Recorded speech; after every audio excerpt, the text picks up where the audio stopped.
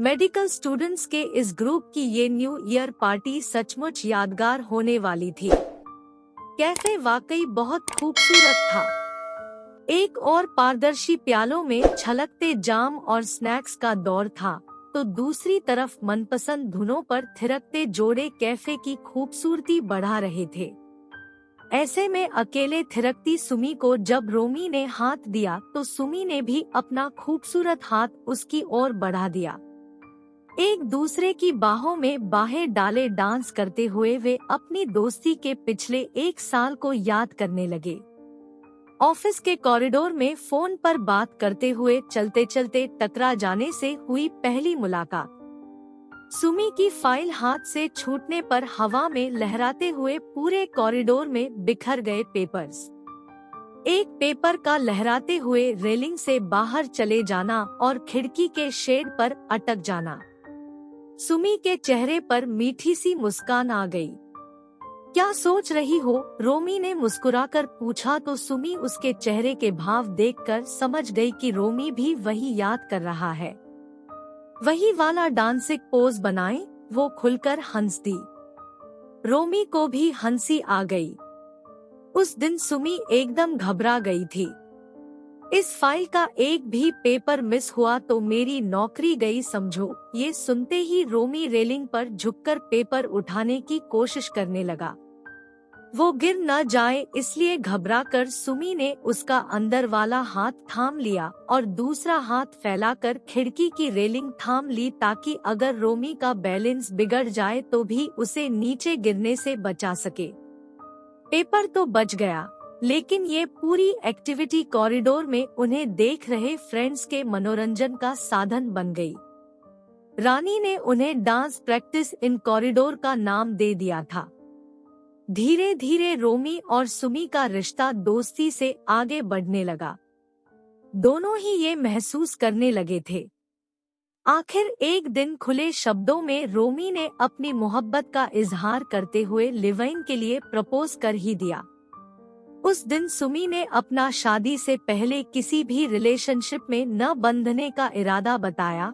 तुम मुझे पुराने ख्यालात की समझ सकते हो, लेकिन मेरे संस्कार मुझे ऐसा करने की इजाजत नहीं देते, और कुछ बनने से पहले शादी तो हम दोनों ही नहीं करना चाहेंगे। अगर तुम इंतजार कर सकते हो तो ठीक है।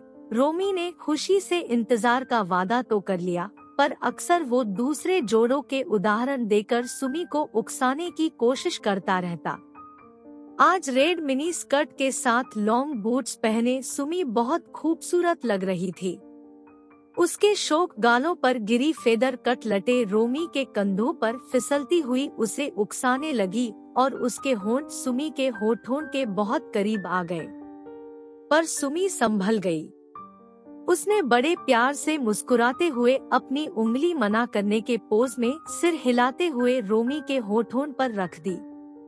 पर रोमी अपनी चाहत पर कंट्रोल नहीं रख पाया। उसने सुमी की उंगली जबरदस्ती हटाई और उसका सिर पीछे से पकड़कर उसकी पीछे हटने की कोशिशों के बावजूद उसके होठों पर अपने सुलगते होंठ रख ही दिए। उसकी नजर में ये इनकार झूठा था और उसके प्रेम का पहला चुंबन सुमी के मन में प्रेम की चाहत जगाने के लिए था। सुमी की आंखों में अंगारे दहक उठे। वो झटके से अलग हुई और रोमी को एक थप्पड़ जड़ दिया। पार्टी में सबको सन्न छोड़कर सुमी वहां से निकल गई। 1 साल बीत गया। रोमी ने बहुत तरीकों से सुमी से माफी मांगनी चाहिए, पर सुमी जैसे शॉक हो गई थी। जो लड़का किसी लड़की की ना की इज्जत नहीं कर सकता वो प्रेम तो क्या दोस्ती के भी काबिल नहीं, कहकर उसने रोमी से बात करने से भी इनकार कर दिया। आज फिर जनवरी की सर्द रात थी। सर्दियों की बारिश कहर ढा रही थी। दोनों की कॉमन फ्रेंड रानी ने पार्टी दी तो दोनों आए थे। तभी ओले पड़ने शुरू हुए और इलाके का पावर कट हो गया। जल्द ही इलेक्ट्रिक हीटरों से गरमाया हॉल सर्दी से ठिठुराने वाला टॉर्चर चैम्बर बन गया। हॉल में लगे एक भी हैवी हीटर इन्वर्टर से नहीं चल सकते थे। सुमी इस बार अभी टाइफाइड से उठी थी। जल्द ही उसके दांत किटकिटाने लगे और हालत खराब होने लगी। रानी, टीना और किमी लगातार उसके हाथ पैर रगड़कर उसे गर्मी देने की कोशिश कर रही थी, पर सब बेकार। अब तो एक ही रास्ता बचा है, जो हमें अभी कुछ दिन पहले पढ़ाया गया है। कहते हुए रानी ने रोमी की ओर देखा तो सारे दोस्त रोमी से सुमी को उसके शरीर की गर्मी देकर गर्म करने की जिद करने लगे। सब अभी भी उनकी आंखों में एक दूसरे के लिए प्यार और कद्र महसूस करते थे।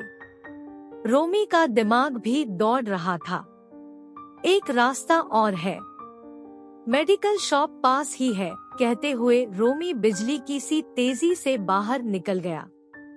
लौटा तो उसके हाथों में कई हीटिंग पैड्स थे। ये इन्वर्टर से चल सकते थे। जल्द ही सुमी के शरीर से बंधे हीटिंग पैड्स उसे गर्म करने लगे। लड़कियां भी अपने हाथ गर्म करके उसके हाथ रगड़ने लगी। सुमी की हालत सुधरने लगी। तभी लाइट भी आ गई। सबका ध्यान अब रोमी की ओर गया। वो सिर से पैर तक भीगा ठिठुरता किटकिटाता बैठा था। सबने उसकी ओर देखा तो वो हंस पड़ा। ब्रो, अब से विंटर में पार्टी रखना तो छाता और रेनकोट कंपलसरी करना मत भूलना। वैसे इसे चाहो तो ड्रेस कोड भी रख सकती हो। सच में यूनिक ड्रेस कोड होगा। सब हंस पड़े। दूसरे दिन घंटी बजने पर रोमी ने दरवाजा खोला तो सुमी को देख खुशी और आश्चर्य से भर गया। तुम्हारी तबीयत तो ठीक है? कल के भीगने से कहीं। सुमी भावुकता में उसके बहुत करीब आ गई और उसके माथे पर हाथ रखते हुए बोली, कल के भीगने से मुझे मेरा प्यार वापस मिल गया शायद। रोमी की आंखों में खुशी के आंसू आ गए। शायद नहीं, वास्तव में। लेकिन इसका मतलब ये नहीं कि। अचानक सुमी उसके करीब आते हुए थम गई और अपना वाक्य पूरा करने के लिए शब्द ढूंढने लगी। इसका मतलब मैं बस यही समझूंगा कि तुम जो सीमाएं बनाओगी मुझे उनकी इज्जत करनी है। रोमी को प्यार से मुस्कुराता देख सुमी भी मुस्कुरा दी। बिल्कुल ठीक। तो आज मैं भी तुमसे वो कहती हूँ जो तुमने बहुत पहले कहा था, आई लव यू। कहते हुए सुमी ने जल्दी से रोमी के माथे पर चुंबन दिया और उसके सीने पर अपना सिर रख दिया। रोमी ने उसे बाहों में भर लिया और अपने गाल उसके बालों पर रख दिए।